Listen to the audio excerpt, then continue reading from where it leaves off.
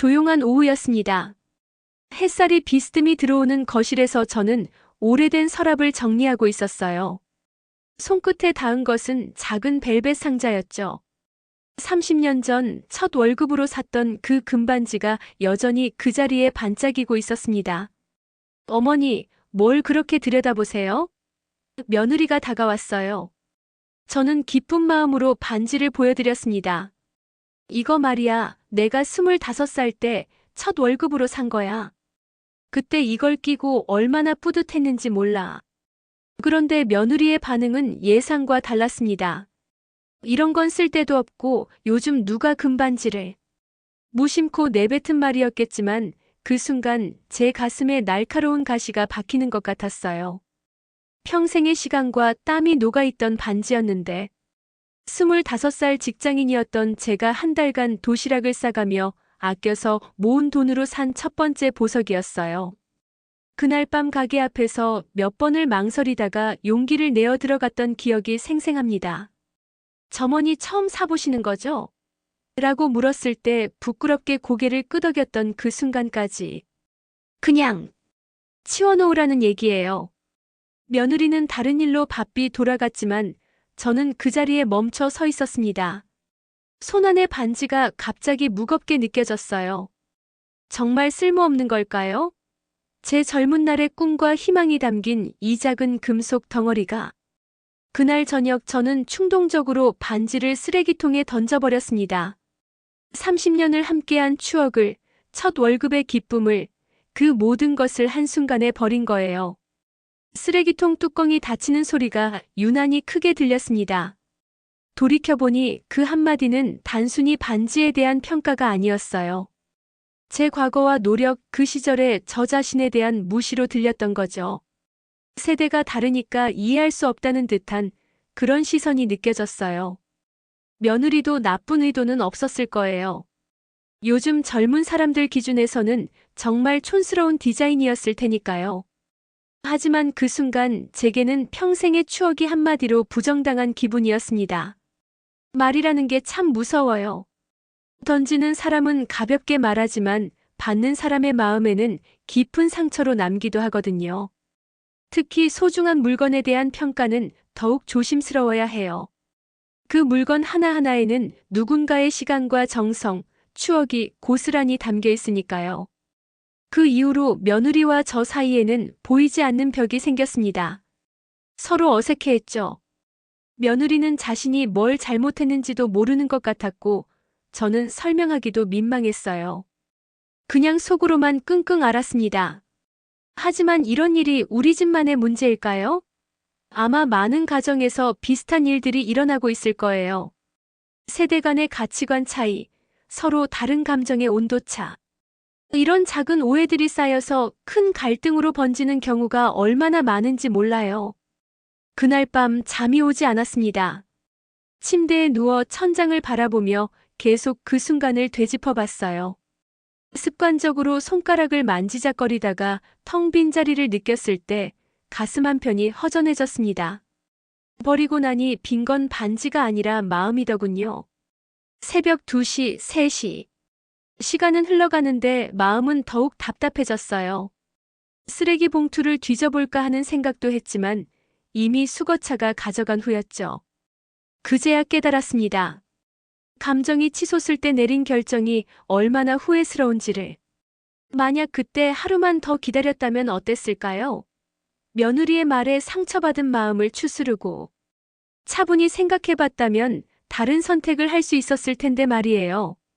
감정이 격해질 때는 판단력이 흐려집니다. 분노, 서운함, 실망감 같은 부정적인 감정이 몰려올 때는 모든 게 극단적으로 보이거든요. 그 순간엔 버려버리는 것이 가장 시원하고 확실한 해결책처럼 느껴져요. 하지만 감정이 가라앉고 나면 대부분 후회하게 되죠. 전문가들은 이럴 때 24시간 보류 규칙을 적용하라고 해요. 소중한 물건을 처분하거나 중요한 결정을 내려야 할 때는 하루 정도 시간을 두고 다시 생각해 보는 거예요. 감정적인 순간에는 올바른 판단을 내리기 어렵거든요. 저도 그날 밤 이런 생각을 했어요. 내일 아침에 다시 생각해 보자. 지금은 너무 화가 나 있으니까. 하지만 이미 늦었죠. 반지는 돌이킬 수 없는 곳으로 가버렸으니까요. 그래서 지금은 메모지를 활용해요. 감정이 치솟을 때마다 작은 종이에 3가지를 적어보는 거예요. 첫째, 지금 내가 느끼는 감정은 무엇인가? 둘째, 왜 이런 감정이 드는가? 셋째, 지금 하고 싶은 행동은 무엇인가? 예를 들어 그날 상황이라면 이렇게 적었을 거예요. 감정 서운함, 무시당한 기분. 이후 소중한 추억이 하찮게 여겨진 것 같아서. 하고 싶은 행동 반지를 버리고 싶다. 이렇게 글로 써보면 감정과 행동을 분리해서 볼 수 있어요. 글로 쓰고 나면 신기하게도 마음이 조금 정리됩니다. 아, 내가 지금 서운해서 이런 생각을 하고 있구나. 하지만 서운하다고 해서 반지를 버려야 하나? 이런 식으로 한 번 더 생각하게 되거든요. 밤이 깊어갈수록 생각은 꼬리를 물었어요.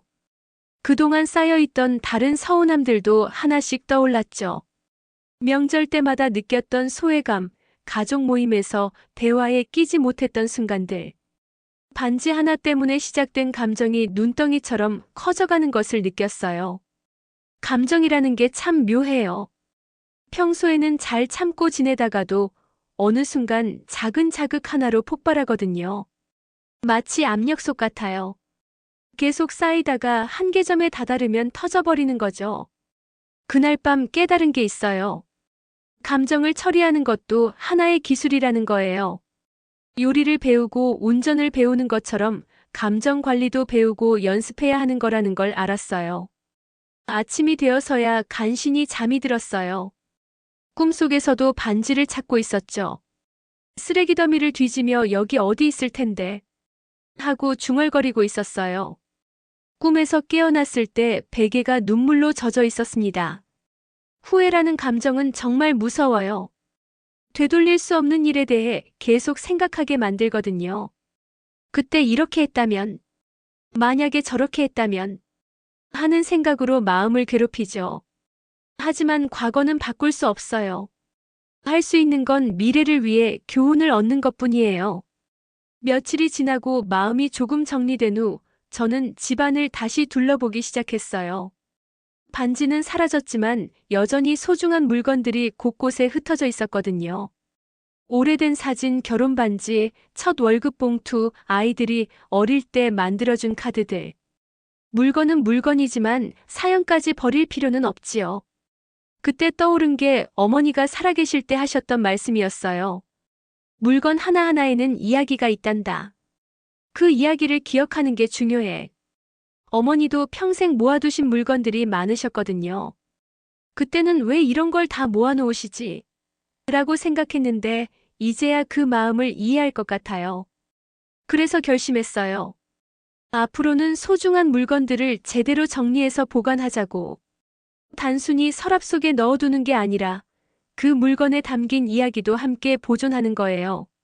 먼저 집에서 가장 안전한 곳에 작은 나무 상자를 하나 마련했습니다. 크기는 신발 상자 정도로 적당했어요. 너무 크면 여기저기 집어넣고 싶어지고 너무 작으면 정말 소중한 것만 담기 어려우니까요. 그리고 각 물건마다 작은 카드를 하나씩 만들었어요. 명함 크기 정도의 하얀 종이에 검은 펜으로 정성스럽게 적었죠. 언제 얻었는지, 어떤 사연이 있는지, 그때 무엇을 느꼈는지를 간단 명료하게 써넣었어요. 예를 들어 결혼 반지에는 이렇게 적었어요. 1985년 5월 12일 결혼 준비하며 신랑과 함께 종로 귀금속 가게에서 구입. 서로 손가락에 끼워주며 평생 함께하자고 약속했던 날. 설레고 떨렸던 마음이 아직도 생생함. 첫 월급 봉투에는 이렇게요. 1978년 3월 31일 첫 직장 첫 월급 봉투 9만 1,000원. 어머니께 5만 원 드리고 나머지로 가족들 선물 사고 1만 원으로 금반지 사려고 몰래 저축 시작. 어른이 된 기분이었음.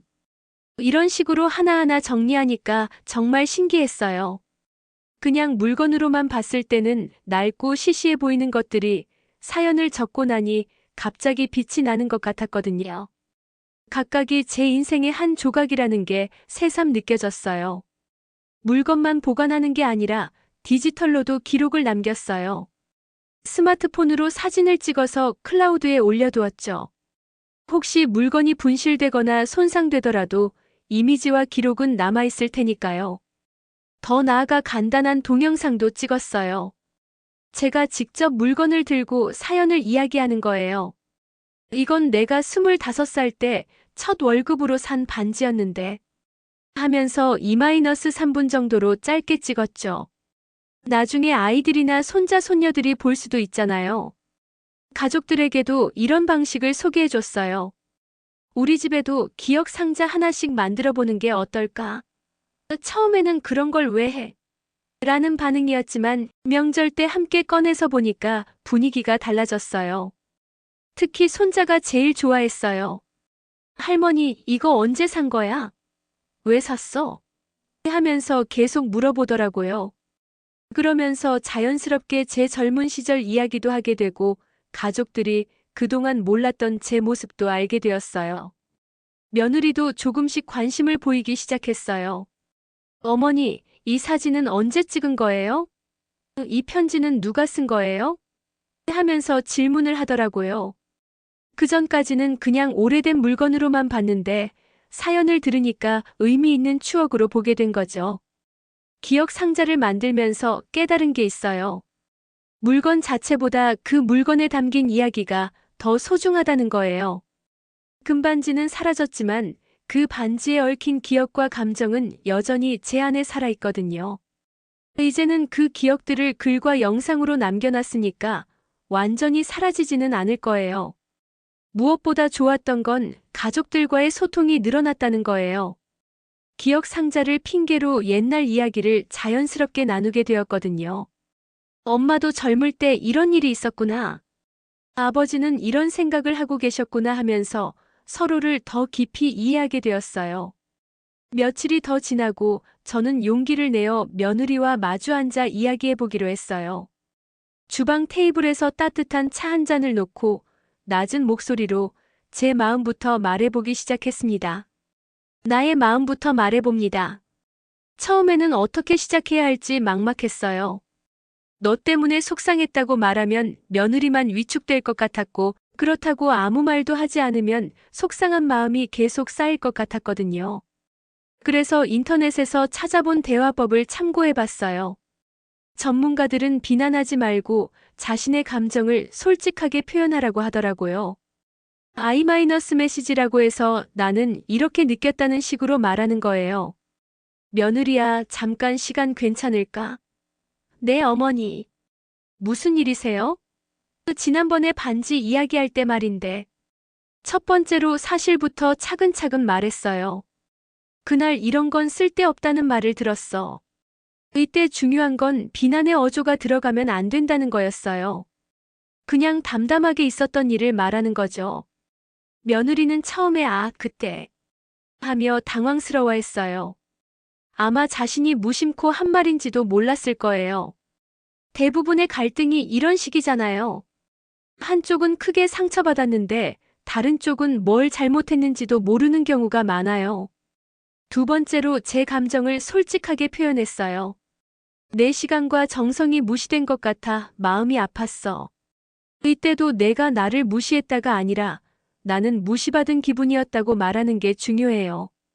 같은 말 같지만 받아들이는 느낌이 완전히 다르거든요. 며느리가 어머니, 그런 뜻이 아니었는데 라고 말했을 때 저는 알아, 나쁜 의도가 있었던 건 아니라는 거. 하지만 내가 느낀 감정도 있잖아 라고 대답했어요. 세 번째로 앞으로의 요청사항을 말했어요. 앞으론 소중한 물건 이야기는 천천히 같이 결정해 줄래? 이것도 명령이나 요구가 아니라 부탁의 형태로 말하는 게 좋더라고요. 놀랍게도 며느리가 어머니, 죄송해요. 저도 모르게 그런 말을 했네요. 어머니께 소중한 거였는데. 라고 먼저 사과를 했어요. 그리고 앞으로는 정말 조심할게요 라고 약속해줬어요. 이 대화를 하면서 몇 가지 규칙을 정했어요. 첫째, 서로 감정이 높아지면 물 한 잔 타임아웃을 갖자. 화장실 가거나 물 마시러 가면서 잠깐 마음을 진정시키는 시간을 갖는 거예요. 둘째, 한 번에 하나의 주제만 이야기하자. 감정이 격해지면 과거의 다른 일들까지 끌어들이기 쉬운데, 그러면 대화가 산으로 가버려요. 그날은 오직 반지 사건에 대해서만 이야기했어요. 셋째, 10분 제한을 두자. 너무 길게 이야기하면 지치고 감정도 격해져요. 중요한 건 시간보다는 진정성이니까 짧더라도 집중해서 이야기하는 게 낫더라고요. 대화를 마치고 나니 마음이 한결 가벼워졌어요. 반지는 돌아오지 않았지만 적어도 며느리와의 관계는 회복될 것 같았거든요. 무엇보다 서로의 마음을 이해하게 된 게 가장 큰 수확이었어요. 며느리도 어머니, 제가 너무 생각 없이 말했어요. 어머니 물건들에 대해서도 더 관심 가져볼게요라고 말해줬어요. 그리고 며칠 후에는 어머니, 혹시 그 반지랑 비슷한 디자인으로 새로 하나 맞춰드릴까요? 라고 제안하기도 했어요. 물론 새 반지가 원래 반지를 완전히 대체할 수는 없어요. 하지만 며느리의 그런 마음이 정말 고마웠어요. 자신의 실수를 인정하고 만회하려고 노력하는 모습에서 진정성을 느낄 수 있었거든요. 이 경험을 통해 깨달은 게 있어요. 갈등이 생겼을 때 중요한 건 누가 잘못했느냐가 아니라 서로의 마음을 이해하는 거라는 걸요. 며느리는 정말 나쁜 의도가 없었고 저는 상처받을 만한 이유가 있었어요. 둘 다 틀리지 않았던 거죠. 앞으로도 이런 작은 갈등들이 생길 수 있어요. 하지만 이제는 해결 방법을 알아요. 감정이 치솟을 때는 잠깐 시간을 갖고 차분해진 후에 솔직하고 따뜻한 대화를 나누는 거요. 그게 가족 관계를 지키는 가장 좋은 방법인 것 같아요. 며느리와의 대화가 성공적으로 끝나고 나서 저희 가족은 좀 더 체계적인 소통 방법이 필요하다는 걸 깨달았어요. 가족 단톡방에 앞으로 중요한 일은 가족회의로 정하자는 메시지를 올렸죠. 처음에는 가족회의가 뭘까? 너무 딱딱한 거 아닐까? 하는 반응이었어요. 하지만 우리가 서로 오해하지 않고 지내려면 제대로 된 대화가 필요하다고 설득했더니 모두 동의해줬어요. 첫 번째 원칙은 주제 제한이에요. 회의당 하나의 주제만 다루기로 했어요. 예를 들어 귀금속 처리에 대해 이야기할 때는 오직 그것만 집중하고 명절 계획이나 용돈 문제 같은 다른 이야기는 꺼내지 않는 거예요. 왜 이게 중요하냐면 가족끼리 이야기하다 보면 그때 그 일도 있었잖아. 작년에도 그랬는데 하면서 옛날 일까지 끌어들이기 쉬워요. 그러면 대화가 산으로 가버리고 결국 싸움만 나거든요. 두 번째 원칙은 발언 시간을 균등하게 배분하는 거예요. 스마트폰 타이머를 켜놓고 한 사람당 2-3분씩 순서대로 의견을 말해요. 시간이 다 되면 다음 사람 차례가 되는 거죠. 이렇게 하니까 평소에 말이 많은 사람이 혼자 계속 떠드는 일이 없어졌어요. 반대로 조용한 성격인 큰아들도 자신의 의견을 충분히 말할 수 있게 되었고요. 모든 가족 구성원이 공평하게 이야기할 기회를 갖는 게 정말 중요하더라고요. 세 번째 원칙은 기록을 남기는 거예요. 회의에서 결정된 내용은 누군가 한 명이 메모해서 가족 단톡방에 올려요. 사진으로도 찍어서 올리고요.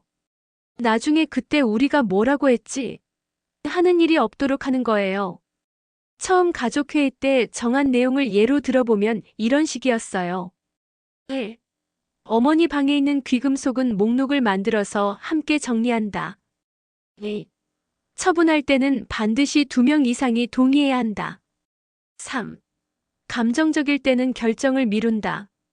이렇게 구체적으로 적어놨어요. 네 번째 원칙은 보류권이에요. 누구든지 감정이 높아지면 잠깐 보류할게요라고 말할 수 있어요. 그러면 자동으로 24시간에서 72시간 후에 다시 이야기하기로 약속했어요. 이게 정말 유용했어요. 저도 한번 사용해봤는데 큰 며느리가 제 옷장 정리에 대해 이야기할 때 갑자기 화가 났거든요. 요즘 어머니 옷들은 너무 오래된 것 같아서 하는 말을 듣는 순간 또 반지 사건이 떠올랐어요. 하지만 그때 잠깐 보류할게요.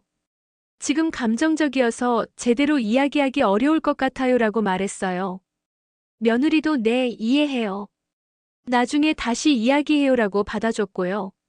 이틀 후에 다시 이야기했을 때는 훨씬 차분했어요. 그때는 왜 기분이 안 좋으셨어요? 반지 일이 떠올라서 그랬어. 이제는 괜찮아. 이런 식으로 솔직하게 감정을 나눌 수 있었어요. 다섯 번째이자 보너스 원칙은 감사 한 줄이에요.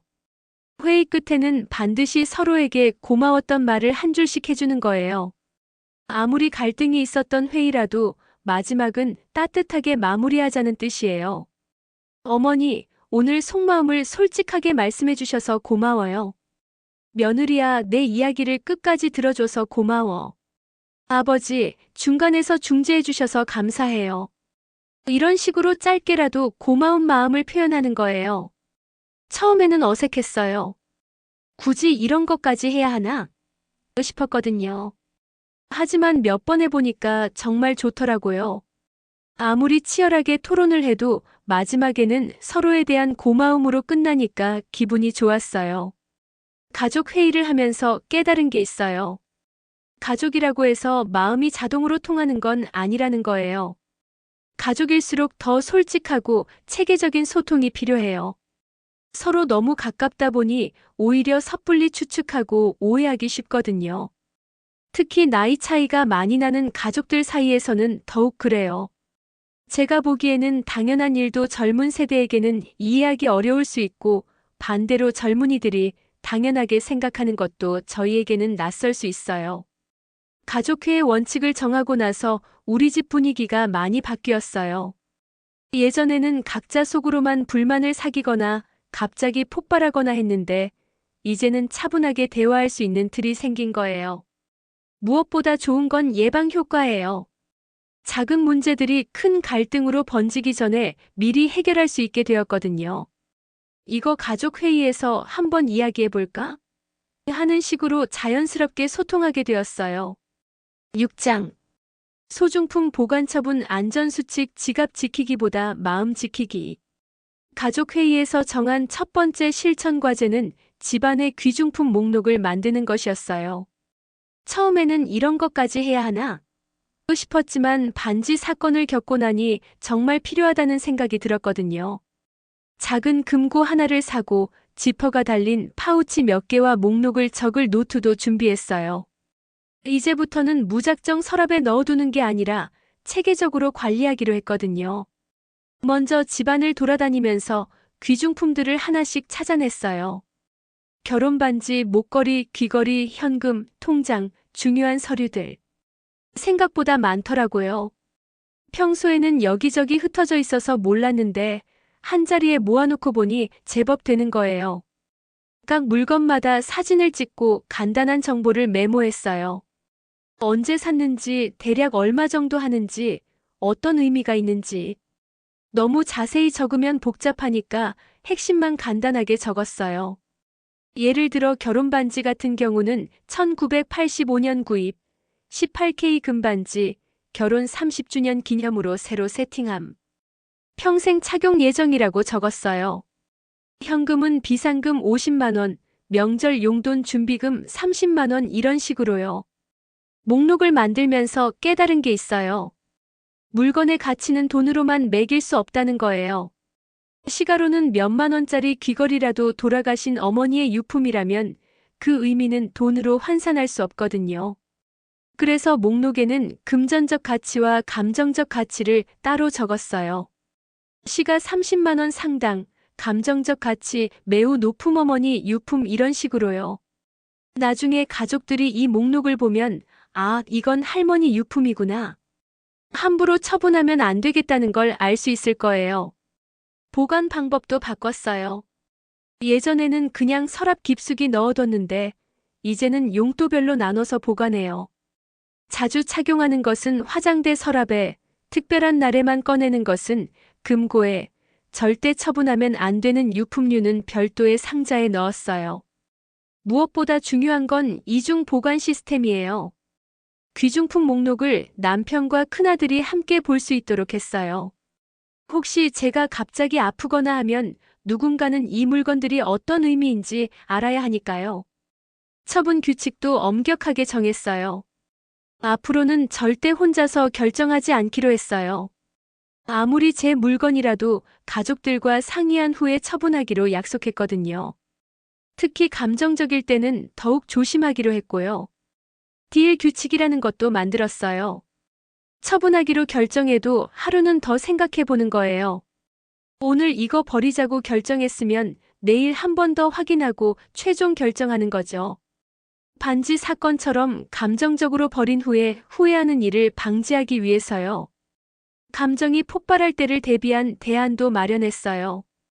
화가 나거나 서운할 때는 물건에 손대지 말고 일단 산책 20분을 하기로 했어요. 밖으로 나가서 바람을 쐬고 마음을 진정시킨 다음에 돌아와서 생각해 보는 거예요. 실제로 며칠 전에 한 번 써봤어요. 둘째 며느리가 어머니 옷장이 너무 가득 차서 새 옷 걸 공간이 없어요라고 말했을 때 순간 기분이 나빠졌거든요. 또 제 물건을 버리라는 이야기처럼 들렸어요. 하지만 잠깐 산책하고 올게라고 말하고 집 앞을 한 바퀴 돌았어요. 20분 정도 걸으면서 생각해보니 며느리 말도 맞는 거예요. 정말 옷장이 꽉 차 있었거든요. 그래서 돌아와서 같이 정리해보자. 정말 안 입는 옷들은 나눔도 하고라고 말할 수 있었어요. 가족들도 이런 안전수칙을 만드는 것에 동의했어요. 어머니 혼자 결정하시면 나중에 또 후회하실 수 있으니까 우리도 같이 상의해요라고 말해줬거든요. 처음에는 간섭받는 것 같아서 기분이 좋지 않았는데 생각해보니 가족들이 저를 걱정해서 하는 말이더라고요. 이렇게 체계적으로 관리하니까 마음이 훨씬 편해졌어요. 예전에는 이거 어디 뒀지? 혹시 잃어버린 건 아닐까? 하는 걱정이 많았는데 이제는 모든 게 정리되어 있으니까 안심이 되거든요. 무엇보다 가족들이 제 물건에 대해 더 관심을 갖게 되었어요. 어머니, 이 반지는 언제 하신 거예요? 이 목걸이 예쁘네요. 어디서 사신 거예요? 하면서 자연스럽게 대화도 늘어났고요. 지갑을 지키는 것도 중요하지만 마음을 지키는 게 더 중요하다는 걸 깨달았어요. 물건은 다시 살 수 있지만 상처받은 마음은 쉽게 회복되지 않거든요. 이제는 소중한 물건들을 안전하게 보관하면서도 가족 간의 관계도 더욱 단단하게 만들어가고 있어요. 반지 사건이 일어난 지 한 달쯤 되었을 때 저는 며느리에게 손편지를 한 통 썼어요. 요즘 누가 손편지를 쓰냐고 하겠지만 중요한 마음은 손글씨로 전해야 한다고 생각했거든요. 편지지는 연분홍색으로 골랐어요. 너무 무겁지 않으면서도 정성스러운 느낌이 들도록요. 따뜻한 차 한 잔을 놓고 조용한 오후에 천천히 써내려갔습니다. 며느리에게. 지난번 일로 서로 마음이 상했을 텐데 이렇게 편지로나마 내 마음을 전하고 싶어. 그날 내가 너무 서운해서 큰 결정을 성급히 했어. 내 탓만은 아니야. 내 마음을 미리 말하지 못한 것도 내 몫이야. 앞으로는 같이 상의하고 싶어. 편지를 쓰면서 깨달은 게 있어요. 진정한 사과는 상대방의 잘못을 지적하는 게 아니라 자신의 책임을 인정하는 거라는 걸요. 내가 그런 말을 해서 내가 상처받았다가 아니라 내가 감정 조절을 잘하지 못해서 성급한 결정을 했다고 말하는 거죠. 며느리도 제 편지를 받고 눈물을 글썽이더라고요. 어머니, 제가 더 조심스럽게 말씀드렸어야 했는데 정말 죄송해요. 그리고 며칠 후에는 며느리도 답장을 써줬어요. 어머니께서 그렇게 소중히 여기시는 물건이었는지 몰랐어요. 앞으로는 더 세심하게 생각하고 말하겠습니다. 편지를 주고받은 후 우리는 기억 복원식이라는 특별한 시간을 가졌어요. 집에 남아있는 오래된 사진들과 유품들을 함께 꺼내놓고 하나하나 사연을 나누는 거예요. 이 사진은 내 시아버지가 젊었을 때야. 그때 참 멋있었지? 이 그릇은 우리 결혼할 때 친정어머니가 주신 거야. 40년 넘게 썼는데 아직도 튼튼하지. 이런 식으로 자연스럽게 이야기를 나누니까 분위기가 훨씬 부드러워졌어요. 며느리가 스마트폰으로 제 이야기를 녹음해줬어요. 어머니, 이런 소중한 이야기들을 기록으로 남겨두면 좋을 것 같아요. 나중에 아이들도 들어볼 수 있고요. 그래서 이 시간 정도 제 젊은 시절 이야기를 재미있게 녹음했어요. 무엇보다 의미 있었던 건 함께 가족 포토북을 만들기로 한 거예요. 그동안 여기저기 흩어져 있던 오래된 사진들을 모아서 시대 순으로 정리하고 각 사진마다 간단한 설명을 적어 넣는 거예요. 1982년 첫째 돌잔치, 1990년 가족여행 마이너스 경주, 1995년 큰며느리, 첫 명절 이런 식으로 사진 아래에 날짜와 상황을 적었어요. 며느리가 컴퓨터를 잘 다뤄서 예쁘게 편집도 해줬고요. 포토북을 만들면서 우리는 많은 이야기를 나눴어요.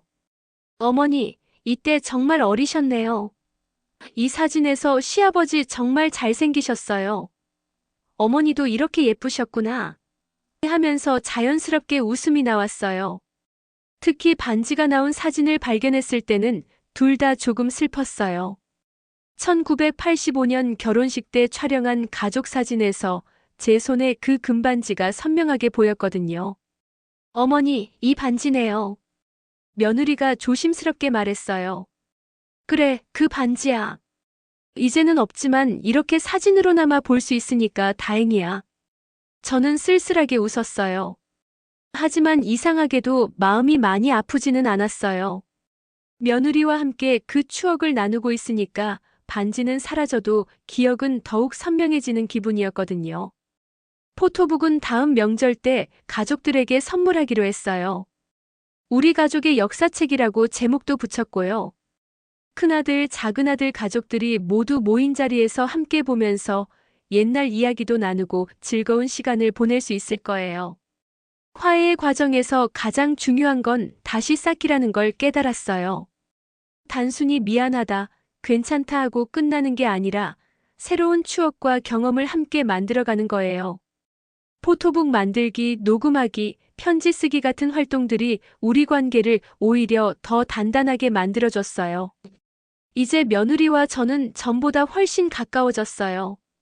가끔 어머니 옛날 이야기 또 들려주세요 하면서 제 젊은 시절에 관심을 보여주거든요. 저도 며느리의 일상이나 고민거리에 더 관심을 갖게 되었고요. 갈등은 아프지만 잘 해결하면 관계를 더욱 깊게 만들어주는 것 같아요. 서로의 진짜 마음을 알게 되고 더 세심하게 배려하게 되거든요. 반지 사건이 없었다면 우리가 이렇게 깊이 이해하게 될 수 있었을까 싶어요. 저녁 노을이 거실을 물들이는 조용한 시간이었어요. 손에는 작은 메모지 한 장을 쥐고 있었죠. 내가 지키고 싶은 것들이라고 적힌 메모에는 5가지가 적혀 있었어요. 가족과의 따뜻한 관계, 서로에 대한 이해, 소중한 추억들, 진솔한 대화, 그리고 서로를 향한 마음. 반지는 사라졌지만 오히려 더 소중한 것들을 얻었다는 생각이 들었어요. 우리를 묶는 건 금이 아니라 서로를 향한 마음이었다는 걸 깨달았거든요. 며칠 전 손자가 물어봤어요. 할머니, 그 반지 많이 아까워요? 처음에는 많이 아까웠단다. 하지만 지금은 괜찮아. 그 반지 덕분에 우리 가족이 더 가까워졌거든. 정말이요? 정말이야. 때로는 잃는 것을 통해서 더 중요한 걸 얻기도 한단다. 이 모든 경험을 통해 배운 교훈들을 다른 가족들과도 나누고 싶어졌어요. 우리와 같은 갈등을 겪고 있는 분들에게 조금이라도 도움이 되었으면 좋겠거든요. 첫 번째로 집안의 소중한 물건들 목록을 만들어 보세요. 딱 5개만이라도 좋아요. 그 물건들이 왜 소중한지, 언제 얻었는지, 어떤 추억이 있는지 간단하게 적어보세요. 가족들과 함께하면 더욱 좋고요. 목록을 만들다 보면 놀라운 걸 발견하게 될 거예요. 같은 물건을 보고도 가족마다 다른 기억과 감정을 갖고 있다는 걸요. 저에게는 첫 월급의 기쁨이 담긴 반지였지만 며느리에게는 그냥 오래된 장신구였던 것처럼요. 두 번째로 가족 단톡방에 기억 상자 만들기 약속을 올려보세요. 우리 집도 소중한 물건들 정리해서 기억 상자 만들어 볼까? 라고 가볍게 제안해 보는 거예요. 처음에는 시큰둥한 반응이 나올 수도 있지만 막상 시작해 보면 재미있어 할 거예요. 기억 상자를 만들면서 자연스럽게 가족의 역사를 되돌아보게 돼요. 이게 언제 것이지? 이거 누가 준 거야? 하면서 대화가 늘어나고 서로에 대해 몰랐던 이야기들을 알게 되거든요. 세 번째로 오늘 당장 가족 중 누구든 한 명에게 감사 인사를 전해보세요. 문자든 카톡이든 전화든 상관없어요. 오늘 고마웠어. 덕분에 기분이 좋았어. 항상 고마워 같은 간단한 한 줄이면 충분해요. 저도 매일 실천하고 있어요. 어제는 며느리에게 맛있는 저녁 차려줘서 고마워라고 문자를 보냈고, 그제는 큰아들에게 바쁜데 안부 전화해줘서 고마워라고 말했어요. 별것 아닌 것 같지만 받는 사람은 정말 기뻐해요. 가족이라고 해서 고마운 마음을 안 표현해도 되는 건 아니에요. 오히려 가장 가까운 사람일수록 고마움을 더 자주 표현해야 하는 것 같아요. 당연하게 여기다 보면 서로의 소중함을 잊게 되거든요. 이 모든 일을 겪으면서 깨달은 가장 중요한 진리가 있어요. 물건의 진짜 가치는 그 자체에 있는 게 아니라 그것을 둘러싼 관계와 감정에 있다는 거예요. 반지가 소중했던 건 금이어서가 아니라 그 안에 담긴 제 젊은 날의 꿈과 희망 때문이었어요. 그리고 그 반지를 잃었을 때 상처받았던 것도 금전적 손실 때문이 아니라 그 꿈과 희망이 무시받은 것 같은 기분 때문이었고요. 결국 가장 중요한 건 서로의 마음을 이해하고 존중하는 거였어요. 앞으로도 우리 가족에게는 크고 작은 갈등들이 생길 거예요. 세대가 다르고 생각이 다르니까 당연한 일이죠. 하지만 이제는 그런 갈등들을 두려워하지 않아요. 오히려 서로를 더 깊이 이해할 수 있는 기회라고 생각해요. 중요한 건 갈등이 생겼을 때 어떻게 해결하느냐예요. 감정적으로 반응하지 말고 차분히 대화하기, 서로의 입장에서 생각해보기, 진심으로 사과하고 용서하기, 그리고 새로운 추억 만들어가기. 이런 것들이 가족 관계를 더욱 단단하게 만들어주는 것 같아요. 지금 이 글을 읽고 계신 분들도 혹시 가족과의 작은 갈등으로 고민하고 계신다면 용기를 내어 대화해보세요. 처음에는 어색하고 어려울 수 있지만 진심을 다해 소통하다 보면 분명 좋은 결과가 있을 거예요. 그리고 무엇보다 오늘 하루도 가족과 함께할 수 있다는 것에 감사한 마음을 가져보세요. 언젠가는 이런 시간들도 그리운 추억이 될 테니까요. 마지막으로 제가 여러분께 드리고 싶은 말씀이 있어요. 소중한 물건을 잃는 것보다 더 아픈 건 소중한 사람과의 관계가 멀어지는 거예요. 물건은 다시 살 수 있지만 깨진 관계는 복구하기가 쉽지 않거든요. 하지만 반대로 생각해보면 작은 갈등을 잘 해결하면 관계가 오히려 더 단단해질 수도 있어요. 저와 며느리처럼 말이죠. 반지 사건 이전보다 지금이 훨씬 더 가깝고 따뜻한 사이가 되었어요. 지금 제 손가락에는 반지가 없어요. 하지만 마음에는 가족에 대한 사랑이 더 깊어졌어요. 서로를 이해하려고 노력하는 마음, 진심으로 소통하려는 마음, 작은 것에도 감사하는 마음. 이런 것들이 어떤 보석보다도 더 값진 것 같아요. 여러분도 오늘부터 시작해보세요. 집안의 소중한 물건 5개만 목록으로 만들고 가족들과 기억 상자 만들기 약속을 하고 가장 가까운 사람에게 감사 인사 한 줄 전하기. 이 3가지만 실천해도 분명 변화를 느끼실 거예요.